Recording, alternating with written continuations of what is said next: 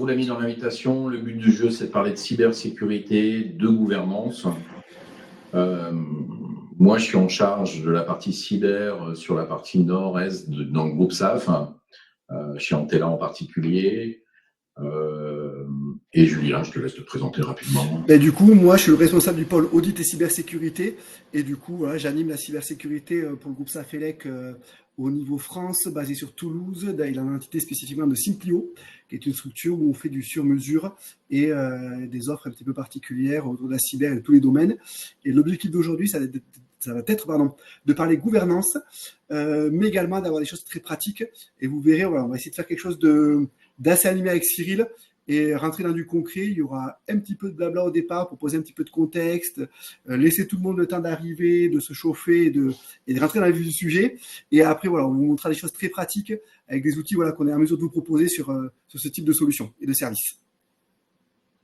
Donc Julien va juste vous présenter le groupe SAF très rapidement. Je lui interdis de dépasser les 2 minutes, sinon je le tape. Après, je vous poserai. On pense réellement que vous êtes au courant de l'état des lieux de la cyber, mais on trouvait ça intéressant de vous reposer un peu le cadre dans lequel on vit aujourd'hui. Et ensuite, comme l'a dit Julien, on rentrera dans pourquoi faire de la gouvernance en cyber et surtout, et c'est le sujet, comment. Et comment on peut vous aider. Et du coup, ça permettra encore aux dernières personnes d'arriver, quand même un petit peu présenter le groupe Safelec pour ceux qui ne nous connaîtraient pas. Donc le groupe Safelec, c'est d'abord historiquement un revendeur de solutions SFR, le premier distributeur SFR aujourd'hui.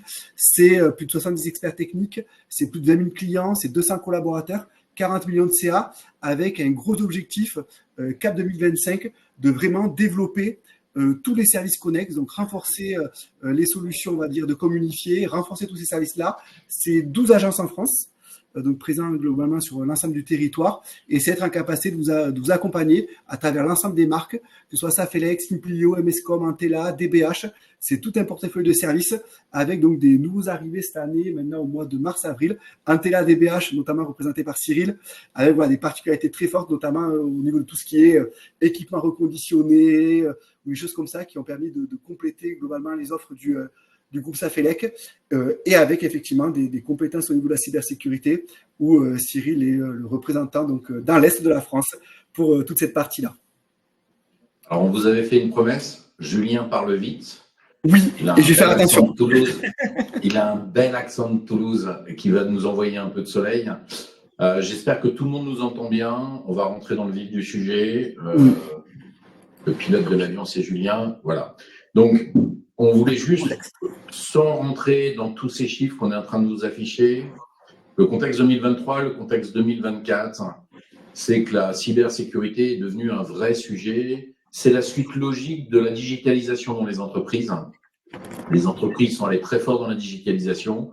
On a donné à tout le monde des Ferrari pour rouler, mais on n'a pas donné à tout le monde le permis de conduire. On n'aura pas tous fait passer le permis de conduire. Vos utilisateurs et vos infrastructures sont allés très vite dans la digitalisation. Maintenant, il faut rentrer dans le deuxième modèle où on va commencer à protéger. Le chiffre qui est important et que vos dirigeants et s'il n'y a pas de membres du CODIR qui sont présents doivent avoir en tête, c'est que le coût moyen pour une entreprise d'une cyberattaque, c'est à peu près 30K. Si jamais elle arrive à se réaliser, ça coûte aux entreprises 30K pour en sortir. Et ça, c'est quand c'est une petite entreprise. Et ça peut monter beaucoup plus haut sur des entreprises de grande taille. Voilà en gros les chiffres. De toute façon, la présentation, vous l'aurez. Ces chiffres, vous pourrez les regarder. Mais bon, c'est des chiffres qui sont connus. Je vous avouerai que ni Julien ni moi n'avons inventé quelque chose de nouveau. Moi, je crois pas. Pour l'instant. On rappelle aussi que la cyber, en fait, elle a changé. Il y a toujours eu, depuis que je suis gamin, et je peux vous assurer que ça ne se voit peut-être pas à la caméra, c'était il y a un certain temps, on a toujours eu des hackers. Des hackers techniques, des hackers étatiques, des hackers idéologiques. Ceux-là, ils existent depuis très longtemps. Nos ETI, nos PME en France étaient rarement la cible. C'était plutôt des Yahoo. Je vous ai dit que j'étais pas jeune. Des Yahoo qui étaient la cible, etc. Là, aujourd'hui, ce qui apparaît, je vous expliquerai après pourquoi, on a un nouveau profil de hackers. On a des hackers économiques, pathologiques, lucratifs et ludiques. Mon cher Julien, on va passer à la slide suivante. Juste, pardon, un petit point. Enfin, si jamais il y a des collectivités ou des structures publiques au niveau du webinar, le côté étatique n'est pas à négliger. On a effectivement du côté des PME, TPE, toute cette partie, on va dire qu'on va retrouver lucratif, pathologique, économique. Enfin, le pathologique, ça peut être partout. Mais côté aujourd'hui grandes institutions, le côté étatique est présent, à savoir qu'on accompagne actuellement, en tout cas, voilà, des structures publiques dans la remédiation après ce type d'attaque-là. Donc ça existe encore. Oui. J'adore ce graphe, il est assez parlant et ça permet à des gens qui ne sont pas dans l'IT de comprendre qu'une cyberattaque, ce n'est pas un instant où pendant 15 jours, un mois, l'équipe SI va être en stress, mais après on s'en sort.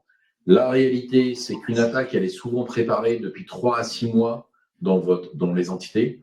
Elle est déjà intégrée et je vous expliquerai comment ils font. Ensuite, vous avez la gestion de crise qui va durer 3 semaines. Et là, les équipes IT, elles stressent. Mais ce n'est pas que le sujet de l'équipe IT. Parce qu'il y a de la désorganisation au niveau de l'entreprise. Il faut communiquer aussi, puisque comme votre entreprise elle est attaquée, vous pouvez être appelé à discuter avec la presse. Il y a des obligations légales, on en parlera tout à l'heure, qu'il faut traiter aussi. Dans la région, on a des grosses entreprises qui ont été attaquées. Ils ont mis un certain temps à résoudre leurs problèmes de perte d'exploitation immédiate et ils sont toujours dans le sujet de la partie audit, régulation, les suites en justice. Et donc, une attaque, ça dure à peu près 3 ans, si elle réussit. C'est du long terme et c'est pour ça qu'il faut s'y préparer et mettre en place des outils pour. Toujours pour rester sur cet exemple que donnait Cyril, enfin en tout cas ce graphe, pour donner des retours d'expérience réels. À l'heure actuelle, toujours dans des cas de remédiation, on a détecté, l'ANSSI a détecté l'attaquant dans la structure qu'on accompagne au mois d'octobre 2023. On a mené la remédiation et l'éviction de l'attaquant en juin 2024 et on est aujourd'hui encore en accompagnement avec ce client-là pour la remédiation, le durcissement et la gestion finalement des éléments après coup. Donc on est vraiment dans une temporalité où pendant vraiment un laps de temps, on va être en situation de crise et après effectivement, tous les impacts derrière vont commencer à se déployer et à accompagner le client et à remettre tout ça en place. Et le point sur lequel on voulait appuyer aussi, c'est qu'il y a des changements majeurs qui sont en train d'arriver. Le premier changement majeur, c'est l'intelligence artificielle. Des nouveaux outils arrivent entre les mains des hackers. Alors, il y a les deepfakes. Ça peut être très drôle d'utiliser des deepfakes, mais on a aujourd'hui de la fraude financière et du vol d'identité qui est utilisé par les deepfakes. Ça, c'est le premier sujet. Le deuxième sujet, avec l'intelligence artificielle, c'est un exemple de à quoi peut servir l'intelligence artificielle.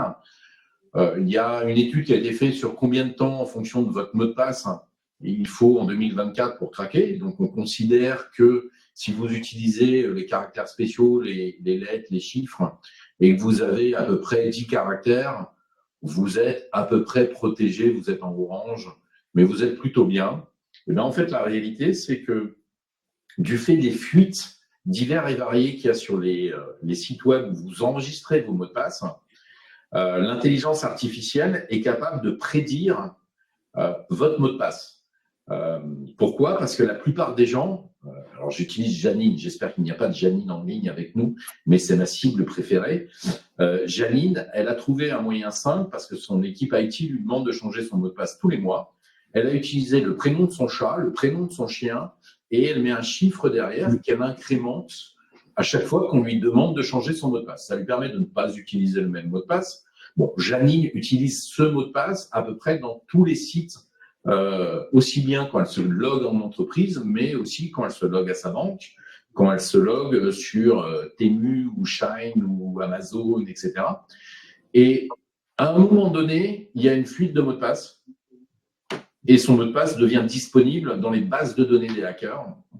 Et bien, avec l'intelligence artificielle, on passe en moins d'1 minute 51% des mots de passe qui sont craqués. 71, en moins d'une journée. Et donc, là où on pensait être à l'abri avec un mot de passe de 10, 12 caractères, on se rend compte qu'on n'y est pas du tout. Et donc, l'intelligence artificielle, c'est un grand changement. Et vous verrez que c'est aujourd'hui un risque, mais ça peut être une force. Le deuxième changement majeur, mon cher Julien, voilà, c'est que la cyber commence à s'organiser comme une entreprise. Dans une entreprise, vous avez la logistique, les opérations, la logistique sortante, le vente, le marketing. Et ben, les hackers, avec des groupes de hackers, alors j'en ai cité 2, mais il y en a plein d'autres. En fait, vous avez des gens dont c'est le métier, c'est de rentrer dans votre réseau. Et ils vendent les entreprises dans lesquelles ils sont rentrés. C'est tout ce qu'ils font. Leur job, c'est je rentre dans le réseau et je mets en vente un accès à un réseau d'entreprise. Et je vais le vendre à 1, 2, 3 hackers. Vous avez ce qu'on appelle du XaaS. Ce sont des plateformes de malware as a service ou de ransomware as a service. Vous allez acheter un package tout fait dans le dark web qui vous permet, sans avoir aucune compétence en cyber, en développement, en hacking, vous achetez, vous avez le mode d'emploi, il y a même un support qui vous est offert, où il y a des numéros de téléphone que vous pouvez appeler quand vous n'arrivez pas à l'utiliser. Vous achetez ce service, vous achetez l'ouverture dans l'entreprise, et là, vous menez votre attaque. Sachez qu'aussi, qu'une fois que l'attaque est menée, on l'a eu le cas dans la région et ça m'a fait marrer, quand vous êtes ransomware, il faut payer en Bitcoin, mais vous avez accès à un chat en ligne qui vous permet d'échanger avec le hacker si jamais vous n'arrivez pas à générer vos bitcoins, si vous n'arrivez pas à faire la livraison. Et les hackers sont accompagnés par des négociateurs hackers qui ne sont pas du tout des informaticiens, qui sont plutôt des commerciaux, qui vont discuter avec vous du montant de la rançon. Et c'est bien ça c'est bien ça qui est important, c'est que la rançon sera systématiquement faite en sorte que vous ayez les moyens de la payer. Si vous êtes une petite structure, on ne va pas vous demander 1 million d'euros. On va vous demander un montant qui paraît raisonnable et qui va vous inciter finalement à payer cette rançon pour avoir l'ensemble de vos données qui soient libérées. Souvent, quand votre site, quand on tombe sur du ransomware, ils en profitent pour prendre des données. Ces données, ils les revendent sur le dark web pour être utilisées à d'autres fins, des données de vos employés, des données de vos clients. Et là où ça devient important, et vous le verrez dans la suite avec NIS2 qui arrive, c'est que bien souvent, quand vous êtes fournisseur ou client d'une autre entreprise, vous avez des données confidentielles concernant cette entreprise-là, et ils vont utiliser ces données pour aller créer d'autres attaques dans ce que moi j'appelle la supply chain de valeur, dans les entreprises qui sont vos partenaires, vos clients, vos fournisseurs. Donc ça, c'est les 2 grands changements majeurs, et d'où l'accélération de la cyber. J'en parlais, l'État, l'Europe et au niveau mondial, il y a un cadre réglementaire qui est en mouvement. Pourquoi ? Je prenais souvent l'exemple de quand j'étais gamin, moi j'avais le droit de dormir sur la plage arrière de la voiture de mes parents quand on partait en vacances. C'était super génial. Aujourd'hui, il n'y a plus personne qui le fait. On assoit ses gamins derrière avec une ceinture. Pourquoi ? Parce qu'il y a eu beaucoup d'accidents et l'État a réglementé pour nous protéger. Et en fait, c'est ce qui est en train de se passer avec NIS2. C'est ce qui s'est passé avec NIS1, mais ça concernait peu de gens. En termes de cybercriminalité, vous pouvez être victime, mais aussi responsable avec ce qui est en train d'arriver. Et d'ailleurs, d'après le 17 octobre, c'est la mise en place de NIS2, donc c'est aujourd'hui. C'est la mise en place de NIS2, c'est l'obligation de commencer à mettre en œuvre NIS2. Donc NIS2, c'est le slide suivant, ça concerne un certain nombre d'entités. Vous allez me dire, c'est quand même 10 000 entreprises en France et collectivités locales, contre 300 pour NIS1. Donc l'État, l'Europe a étendu largement les obligations à beaucoup plus d'entreprises, mais quelque part, ça va concerner tout le monde. Pourquoi ? Dans NIS2, il est dit que si vous êtes une entité qui est concernée, vous devez vous assurer que vos fournisseurs, vous devenez responsable de vos fournisseurs sur la qualité des choses qu'ils ont mis en place pour se protéger. Ça veut dire que demain, et je vais prendre le cas d'Antella ou de Safelec ou de Simplio, si moi je veux bosser avec une des entreprises, des 10 000 entreprises concernées, eh ben, il va falloir que je montre patte blanche en disant j'ai fait des choses, parce qu'autrement, c'est des marchés que j'aurais plus. Et donc, toute la chaîne de sous-traitance des grosses entreprises vont être impactées. Les collectivités locales sont impactées de facto parce qu'elles sont dedans. Et donc, que demande, en gros, NIS 2, c'est pas le sujet du jour. Elle demande d'identifier et d'évaluer les risques cyber. Ça va être un peu le sujet sur lequel on va pouvoir vous accompagner, de mettre en place des mesures de sécurité pour vous protéger. Et il faudra le montrer que vous l'avez fait. Et après, les deux autres briques qui sont à nos yeux importantes, il va falloir notifier dans les 24 heures le centre gouvernemental de veille d'alerte et de réponse aux atteintes informatiques. Et dans les 72 heures qui ont suivi l'incident, quand vous avez découvert l'incident, il faudra communiquer dessus. Il y a une obligation, sinon il y a des amendes. Et il faudra coopérer avec les autorités compétentes en cas d'incident de sécurité. Et donc, on ne peut plus faire, comme il y a quelques années, des entreprises qui se faisaient cyber-attaquer et qui mettaient ça sous le tapis et on n'en parle pas. Maintenant, il y a des obligations de communication. Et il faut le voir vraiment pour ceux qui ont travaillé sur la partie RGPD, on est dans le même type de démarche. On était sur quelque chose qui était contraignant, enfin, qui commençait à débuter il y a 5 ans, qui aujourd'hui est contraignant. NIS 2, ça débute aujourd'hui et ça va rapidement devenir contraignant. Donc plus tôt on prend finalement les sujets à bras le corps, plus on va être tranquille par la suite et plus on va pouvoir arriver à le gérer. Donc, on vous a mis les sanctions pour le rappel, ça va coûter un peu d'argent. Donc ça, c'est le contexte dans lequel on vit aujourd'hui. On a essayé de vous dépeindre. Alors bien évidemment, on peut en parler, on adore ça, Julien et moi. On peut vous en parler pendant des heures. C'est un peu le sujet. Et donc, à la question, maintenant qu'on a le contexte, il faut mettre en place de la gouvernance. Et pourquoi il faut mettre en place? Et c'est là, Julien, où tu vas nous faire part de... Oui. Mais finalement, pour faire la transition avec ce que disait Cyril, c'est que on a d'abord effectivement une nécessité de légale et réglementaire. Aujourd'hui, NIS 2 vous impose, en tout cas pour les structures qui sont concernées, importantes ou essentielles, à travailler autour de la cybersécurité. Et le premier élément qu'on va donner au niveau de la cybersécurité, c'est la piloter. Ça veut dire quoi? C'est-à-dire être capable de savoir où on est à un instant T, où on va, comment on va y aller. C'est un petit peu toujours cette démarche. On ne vous demande pas d'être conforme à date, on vous demande d'être en mouvement pour être conforme. Donc il y a vraiment ce point-là. C'est déjà pourquoi piloter une cybersécurité? Pour déjà se conformer au niveau légal et réglementaire. Après, évidemment, il y a apprendre et mieux protéger vos actifs numériques. Bien évidemment que si on a une roadmap avec une vision de là où va sa cybersécurité, on va être capable de se dire, OK, j'ai des actifs, je sécurise les éléments métiers dans un premier temps, après les autres éléments, ou en tout cas être capable comme ça de pouvoir gérer et jouer un petit peu avec tous les actifs numériques. Après, toujours pareil, on va prévenir des menaces. Si on sait où sont les failles, on peut les corriger, mais on peut aussi anticiper ce qui peut potentiellement se passer. Et on arrive effectivement au point de réduction des coûts.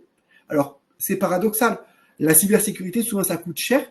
Mais finalement, si on est capable d'investir aux bons endroits et aux bons lieux et au bon moment, mais potentiellement, si un jour on est cyberattaqué, on va réduire sa surface d'exposition et on va réduire les coûts induits derrière.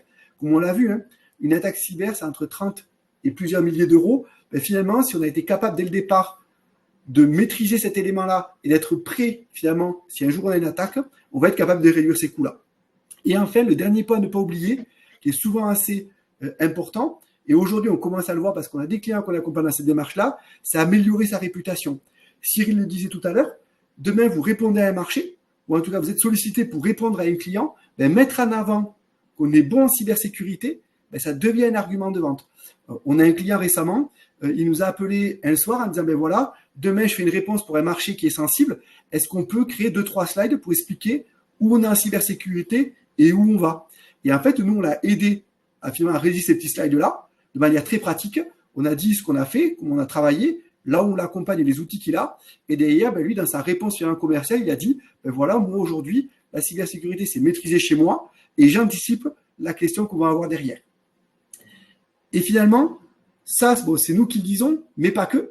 C'est-à-dire que l'ANSSI, l'autorité de régulation, donc l'autorité nationale des systèmes de sécurité de systèmes d'information, a mis en place elle aussi 4 éléments autour de la gouvernance en disant, vous devez aujourd'hui prendre la mesure de vos risques, vous devez comprendre vos risques et vous organiser. Vous devez évidemment bâtir le socle, mais vous devez également, effectivement, piloter ces éléments-là et être capable de pouvoir en parler et de le valoriser. Aujourd'hui, ça devient un vrai cheval de bataille et ça devient un vrai argument différenciant de se dire on est bon en cybersécurité, nos données sont protégées et sachez que si vous travaillez avec nous, on sera bon et vos brevets, vos données, même j'ai envie de dire que j'en sais rien, moi, s'il y a de l'habitat social, ben, les données personnelles sont sécurisées. Enfin voilà, c'est toutes ces parties-là, finalement, permet aujourd'hui de se dire on a, au-delà d'être un contraignant, la cybersécurité, ça peut être quelque chose aussi à valeur ajoutée qui peut donner, en tout cas pour les parties DSI et RSSI, de la valeur derrière à son travail. Une fois qu'on a posé ça, on se dit ok, mais en fait, il y a beaucoup de périmètres. Aujourd'hui, nous, en tout cas, on a identifié 4.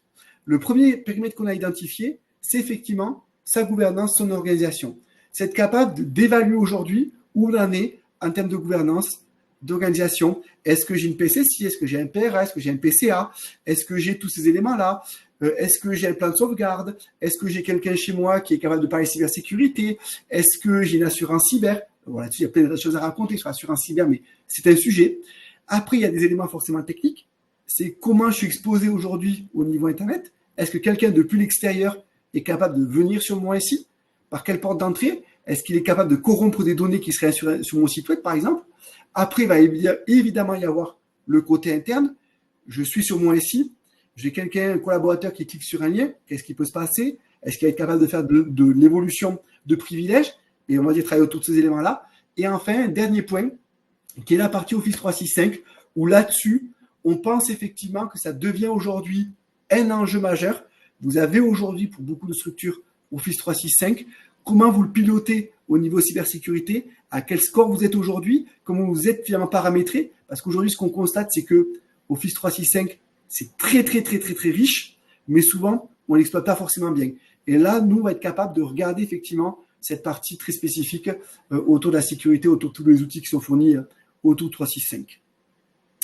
Alors bien évidemment, sur les enjeux, on sait que vous êtes déjà accompagné, vous avez sans doute des prestataires qui vous accompagnent.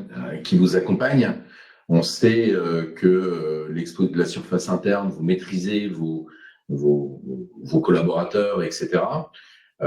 Le sujet là, c'est même si vous êtes accompagné, c'est de mesurer, de piloter où j'en suis et où je devrais être. Exactement.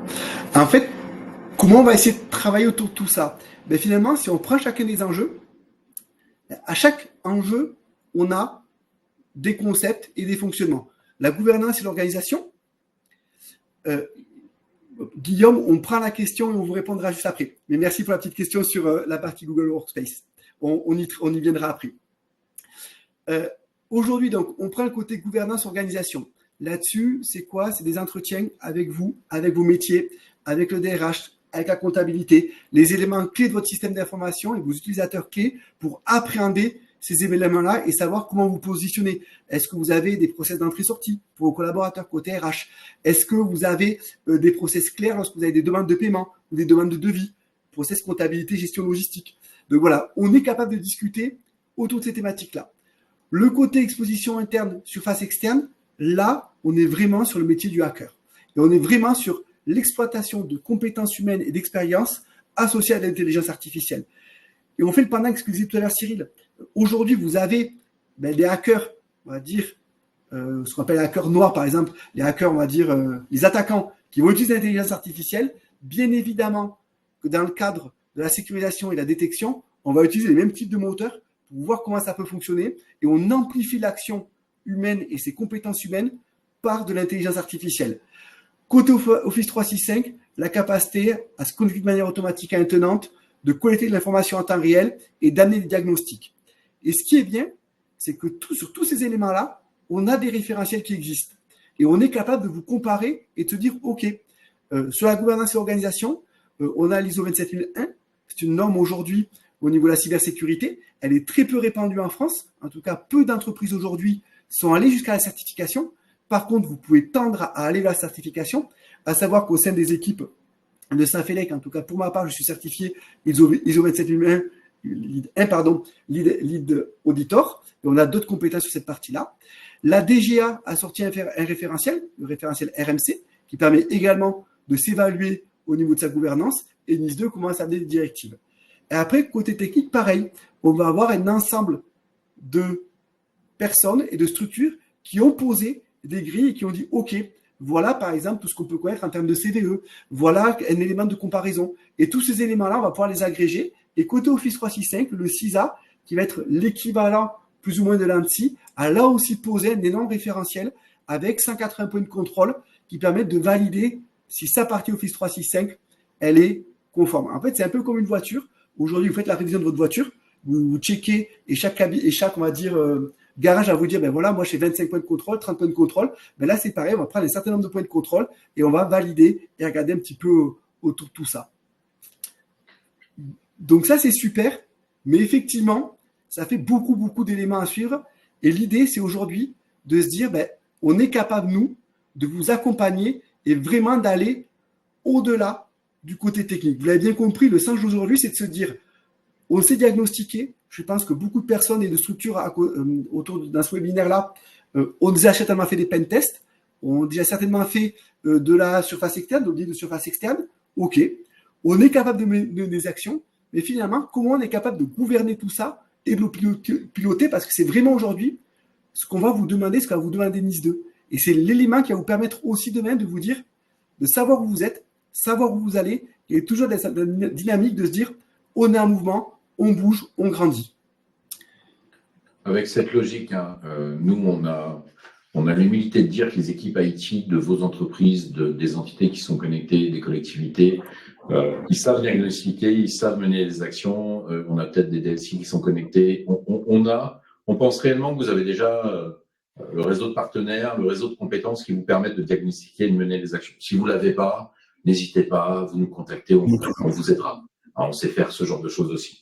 Par contre, gouverner, c'est monter d'un niveau et c'est permettre à votre codir de comprendre ce que vous faites, de comprendre ce que font les équipes IT, de donner une direction et du côté IT, pouvoir aller dégager des budgets pour pouvoir diagnostiquer et mener des actions, et du côté du codir, du management, de se dire, OK, je sais sur quoi je dois mettre le poids du corps, je sais le gain que je vais en avoir par rapport au coût, et du coup, non seulement je vais être en capacité d'être éclairé sur mes investissements, mais en plus, avec la gouvernance, dans la durée, je vais voir que si les investissements que j'ai faits, est-ce que réellement tout a été mis en place et quelles sont les actions correctives qu'on doit mener. Moi, je fais un peu de commerce, j'ai un patron, et ben, il pilote des KPI. Et ben, l'idée de gouverner, c'est de piloter des KPI clairs, partagés par l'ensemble des entités. On va y venir et ça va être tout l'intérêt. Il y a un dernier petit slide d'explication et après on passera sur une petite présentation un petit peu pratico-pratique. Mais voilà, comme le disait Cyril, encore une fois, sur tous ces points de diagnostic, on a les compétences, on a les éléments et c'est des choses qui vont être packagées. C'est-à-dire quoi? C'est-à-dire qu'on va être capable de dérouler avec vous des points de contrôle sur l'ensemble des normes. On va être capable de tester votre surface d'exposition, capable on va dire, de réaliser un pen test interne, de l'amplifier avec de l'intelligence artificielle, et capable effectivement donc de se connecter de manière automatique à votre tenante Office 365 et à collecter de l'information. Pour répondre à Guillaume très rapidement sur la partie Google Workspace, pas à date aujourd'hui, on l'a pas encore, c'est en plein développement. Il faut savoir par exemple que le petit module que vous voyez là sur la partie Office 365 et qu'on va vous présenter juste après a été fini de développer au tout début du mois d'octobre. Donc on est en pleine évolution de notre plateforme de gouvernance et l'idée c'est bien ça, c'est vous donner une plateforme pour gouverner l'ensemble de votre cybersécurité. De manière pratique, voilà ce que ça va donner. Ouais, mais pas dans la plateforme, Julien. C'est dans la plateforme. C'est la plateforme. Ouais. Tout à fait. Voilà. Donc, du coup, l'idée, ça va vraiment être de se dire, j'ai une plateforme dans laquelle on va retrouver l'ensemble de mes éléments de diagnostic. C'est-à-dire, c'est juste le temps que ça arrive à charger, c'est une plateforme de test. Donc, on va être capable de voir sa surface externe, sa surface interne, sa surface certifiée. Oui. On va y répondre juste après sur la partie ISO 27001 et on spécifiera effectivement les compétences que l'on a et les référentiels que ça peut apporter derrière. Juste, on parce que je vois que le temps passe, on va essayer d'être actif là-dessus et on vous fera une petite réponse, ne vous inquiétez pas. Sur cette partie donc d'indicateur de pilotage, premier élément, on a à disposition une plateforme sur laquelle on se connecte et de manière automatique, on voit là où on est démarré sur l'ensemble des diagnostics. Donc on reprend gouvernance, externe, interne, Office 365, qui sera un quatrième pavé, qui va être un quatrième pavé qui va s'afficher, et on va savoir à l'instant T où on se situe par rapport à sa feuille de route et au départ. C'est-à-dire quoi? C'est-à-dire qu'on réalise l'ensemble des diagnostics, on implémente tout ce qui a été détecté, découvert, et finalement l'ensemble des vulnérabilités qu'on a pu détecter, surface externe, surface interne, l'ensemble des divergences entre votre organisation et les différentes normes. Pour chacune des vulnérabilités, chacune des divergences entre votre organisation et les gouvernances idéales qu'on peut imaginer, on crée une action.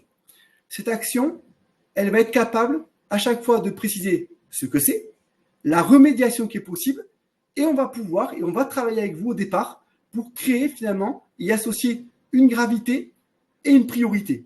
Et finalement, on va pouvoir comme ça, au fil du temps et au fil de son année, être capable de dire, OK, cette tâche-là, je l'ai traitée, je l'affecte, je la traite plus tard, je l'exclus parce que je sais que j'ai un projet à moyen terme, et être capable finalement de piloter tout ce qui a été détecté. Encore une fois, c'est vraiment ce que disait, le complément de ce que disait Cyril. Aujourd'hui, audit, diagnostic, pen test, on sait faire, vous avez peut-être déjà fait. Par contre, être capable d'aller au-delà et de se dire tout ça, on va le piloter, le gérer, le mettre dans une feuille de route, avoir une vision projet et des KPI clés qui vont nous dire à chaque instant où on en est, comment on avance, comment avancent les différents chantiers, est-ce que je vais dans le bon sens, est-ce que j'ai bien traité mes tâches prioritaires. Voilà, c'est vraiment toutes ces parties qu'on va aller chercher et qu'on va essayer finalement de faire grandir et de faire grossir au fur et à mesure et de vous permettre de vous donner encore une fois cette vision d'un point de départ, de point d'avancement et d'une ligne d'arrivée, et que vous soyez capable à chaque instant de dire OK, au départ j'ai défini X chantier et ma feuille de route je l'ai créée de cette manière-là et finalement comment j'avance? Ben OK, mon chantier 1 a bien avancé, mon 2 non, mon 3 moins. Est-ce que les tâches que j'ai affectées à mon partenaire externe, par exemple à mon webmaster, c'est-à-dire qu'on va être capable de se dire j'ai un ensemble de vulnérabilités externes qui ont été détectées, je donne une bêtise, un WordPress pas à jour, des URL mal montés, des choses comme ça. OK, c'est détecté. Maintenant, on va créer les tâches associées. Dans la feuille de route, vous allez voir les différentes tâches qui vont se présenter. Et ces feuilles-là, on va les affecter à votre prestataire web.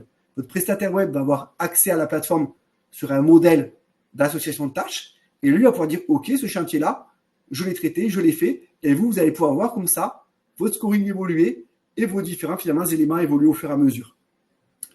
Alors, ça permet aussi bien alors toujours du CODIR, à un CODIR d'aller piloter son équipe SI. Et il ne faut pas que l'équipe SI le voie comme l'œil de Moscou qui se réveille, parce que ça lui permet d'aller souvent déclencher du budget. Ça lui permet d'aller chercher du budget parce que les chantiers sont identifiés et ça permet de construire une vision cyber avec des KPI bien clairs. Mais ça permet aussi à des structures de taille moyenne ou plus petites dont une partie de la sécurité est déléguée à un prestataire, par exemple Ortella, eh ben, vous pouvez nous demander à nous déléguer des chantiers et nous dire, ben voilà, on a ces chantiers et on fait un point par trimestre, un point par semestre ou un point par mois où on se dit où on en est et ça vous permet de piloter vos prestataires informatiques parce que je dis toujours, il y a quelques années, on pouvait se dire, je délègue mon IT et ma cyber à un prestataire externe et j'adore quand vous le faites parce que il y a des gens qui nous font confiance et on en est très contents. Par contre, n'ayez pas confiance en nous, pilotez-nous, vérifiez ce qu'on fait, devenez exigeants avec nous-mêmes. La pression sur la cyber est devenue telle on doit continuer, vous devez continuer à fonctionner en confiance avec vos partenaires qui vous aident à vous protéger dans votre surface externe et interne. Par contre, n'oubliez pas d'évaluer où vous en êtes. La confiance n'évite pas le contrôle et on est un peu dans cette logique-là. Et moi, je faisais la remarque à Julien, mais on peut piloter ça avec Excel. Hein. Oui, on peut. Après, la grosse différence que ce qu'on va avoir, c'est qu'avec un fichier Excel, c'est que finalement, comment vous voyez l'impact que ça va avoir au niveau de la cybersécurité, comment on va donner des indicateurs clairs et finalement comment on va piloter les actions. Aujourd'hui, quand on a réfléchi cette plateforme-là avec Visiative, qui est la structure qui a développé la plateforme, la question qui se posait, c'était de se dire, aujourd'hui, quand on fait un diagnostic, souvent, on va laisser dans les mains d'un RSSI, d'un DSI, une feuille de route avec des tâches. Et finalement, des fois, comment on sait laquelle est prioritaire, quelle est celle qui va avoir le plus d'impact sur mon SI, quelle est celle qui va être un quick win ou pas. Je prends par exemple l'exemple d'Office 365. Office 365, la méthode dont fonctionne, c'est qu'au-delà de la partie effectivement diagnostic, feuille de route, bien évidemment que nous, on est aussi capable de nous accompagner. Et aujourd'hui, quand on accompagne un client, on va vraiment être dans ce modèle-là. On va avoir par exemple une prestation très one-shot, très ciblée, de quelques jours, à un instant T pour se dire, OK, on passe d'un score de X à un score de X, et on va le faire, et on va faire un petit bilan, et entre guillemets, on va mettre en place beaucoup de choses, et après, on va mettre en place des points réguliers. Là, on va être pareil. On va essayer de piloter un ensemble de quick win, entre guillemets, c'est d'éléments sur lesquels on va se dire, OK, ça, c'est les éléments que je peux gagner rapidement, très simplement, et de manière importante. Je vais avoir des gains importants. Après, à côté de ça, il y en a sur lesquels on va avoir moins de gains. Et dans ce cas-là, peut-être qu'on va les mettre après, ou c'est des tâches de fond. Je donne l'exemple, rédiger une charte informatique, ça va être un point, par exemple, de divergence qui peut exister par rapport aux différentes normes. OK, c'est une tâche qui est peut-être de longue haleine, parce qu'elle ne fait pas à plusieurs services. Donc, ce n'est pas un gain rapide, ça peut être un gain assez lent. Par contre, elle a un impact très fort, parce qu'elle vous protège, non pas d'un point de vue technique, mais d'un point de vue légal. Donc, OK, c'est prioritaire, mais avec un gain plus ou moins important, et peut-être un effort assez important à faire. Et toute cette feuille de route, c'est vraiment l'idée qu'on la co-construit avec vous. C'est-à-dire que, certes, on réalise, comme on le disait, l'ensemble des diagnostics, mais on ne vous donne pas la plateforme complètement vierge. On vous donne la plateforme avec l'ensemble des tâches, avec notre vision à nous, et après, on travaille sous forme d'atelier pour construire et vous restituer une feuille de route avec finalement un accès à cette plateforme et une licence annuelle sur laquelle vous pilotez l'ensemble de votre cybersécurité, toujours dans cet axe-là, d'être vraiment sur l'aspect gouvernance, traitement, gestion, accompagnement sur tous ces éléments-là. Donc, je vous avais fait une promesse, c'est qu'on était bavard, aussi bien Julien que moi. Je viens de voir l'heure, on essaie d'avancer. Oui. Et donc, pour ceux qui sont intéressés, on peut bien évidemment caler des rendez-vous pour vous présenter la plateforme plus en détail. On va repasser sur la présentation. Juste un dernier point avant de passer sur la présentation. La plateforme n'exclut pas, dans tous les cas, qu'on vous livre des documents, et notamment, et on en parlait tout à l'heure, des choses qui peuvent être très intéressantes, encore une fois, à valoriser, des certificats d'attestation de diagnostic cyber qui vous permettent après de valoriser ça au niveau après de vos partenaires ou de vos clients. Donc, on vous a présenté l'outil avec des indicateurs clés et… Vraiment, et après, je rendrai la main à Cyril, parce que c'est toujours compliqué de prendre la main et de la rendre. On est vraiment là pour vous aider à construire la gouvernance de votre partie cybersécurité. Et donc, la phrase que j'adore, c'est la question n'est pas de savoir si vous allez être attaqué, mais plutôt quand et comment vous y êtes préparé.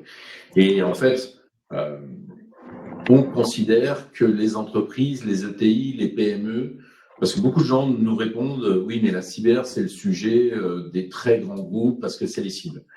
En fait, on vous l'a dit, il y a ce que moi j'appelle des bandits de grand chemin. Vous vous comportez, il y a beaucoup de TI, PME, de collectivités locales qui se comportent un peu comme les mamies qui tirent de l'argent à la banque et qui mettent ça dans leur sac à main et qui se baladent dans la rue. Vous êtes souvent des cibles sensibles, protégées et techniquement. Le constat qu'il y a sur le marché, contrairement à ce qui est dit, c'est que beaucoup de TI, PME payent les rançons.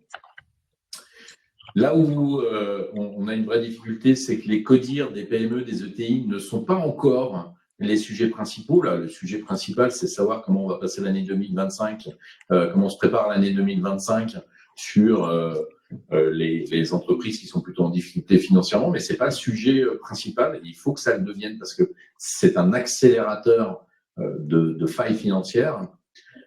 En plus, on vous demande d'aller vers la digitalisation de plus en plus vite pour rendre plus performants vos équipes et donc vous êtes plus vulnérables.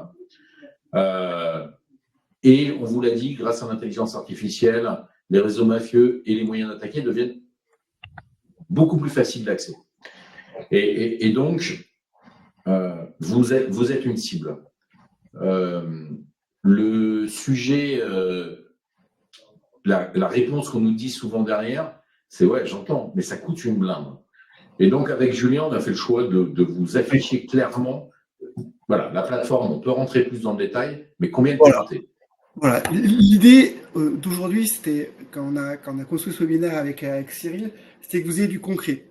Pour un exemple, aujourd'hui, la plateforme telle que vous l'avez vue, avec l'ensemble des diagnostics, c'est-à-dire la partie score externe, la partie score gouvernance, la partie interne, la partie Diag Office 365, l'accès à la plateforme, l'ensemble des livrables, la matérialisation de tout ça, c'est 7 800 € par an. Et ça intègre bien l'ensemble des phases d'audit. Julien, je sais que tu veux prendre 7 800 par an, oui. Oui. Et en plus, il y a le pentest et il y a le Diag au 365. Voilà, on est vraiment sur, encore une fois, bien sûr que l'idée, c'est de vous donner à la main un outil qui vous permet de piloter la cybersécurité. Et pour le piloter, il n'y a rien de mieux que d'injecter l'ensemble des données au démarrage. Et ce qu'on a voulu, c'est non pas se dire, d'un côté, vous n'avez qu'une plateforme et après vous débrouillez pour implémenter des données dedans, ou alors d'un côté, on vous fait que le diagnostic et après vous débrouillez. On a packagé l'ensemble. Donc, vous avez l'ensemble des diags, donc donc comment on fonctionne de manière très pratique. Il y a des ateliers qui sont réalisés avec moi sur toute la partie gouvernance. Il y a un hacker éthique qui va travailler sur toute la partie externe, toute la partie pentest. Après, on a des moteurs d'intelligence artificielle qui amplifient donc l'action du hacker. Il y a des moteurs d'intelligence artificielle qui amplifient toute la partie Diag Office 365. Après, il y a du temps pour concevoir la plateforme, pour vous la livrer, pour l'animer. C'est-à-dire que bien évidemment, qu'on vous la commande, qu'on construit la feuille de route. Et après, derrière, on est aussi capable de vous accompagner dans du coaching pour faire vivre cette plateforme-là. Soit vous avez du temps, des partenaires et des équipes internes pour le mener, soit vous pouvez aussi vous appuyer sur nous. Comme je le disais, on a aujourd'hui des compétences sur l'ensemble des couches du SI. On a des compétences avec des très fortes expertises autour d'Office 365. On a des compétences en gouvernance, on a des compétences très techniques sur des produits ciblés. Il y avait une question qui était par rapport aux certifications. J'ai fait une réponse très rapide dans le chat, mais vous allez retrouver chez nous des compétences sur à peu près l'ensemble des grands équipementiers. Donc derrière, si on détecte des failles sur certains de vos équipementiers, on va être capable de vous aider, de vous accompagner, ou alors, encore une fois, de vous donner les clés du camion et de vous laisser aller voir vos partenaires actuels pour aller les solliciter, les challenger et travailler autour de toute cette partie-là. On est quasiment bon. On s'était promis de tenir 45 minutes. Et on sait que Julien et moi, c'était un vrai challenge de tenir en 45 minutes sur ce sujet-là qui nous passionne. Et en plus, on est des bavards. On espère qu'on vous a donné une vision du sujet. Julien va mettre son adresse mail dans le chat pour les gens qui seraient directement intéressés pour rentrer plus dans le détail et faire un rendez-vous où on rentre dans la plateforme et répondre à des questions particulières. Bien évidemment, si vous avez là des questions, n'hésitez pas à les mettre dans le chat.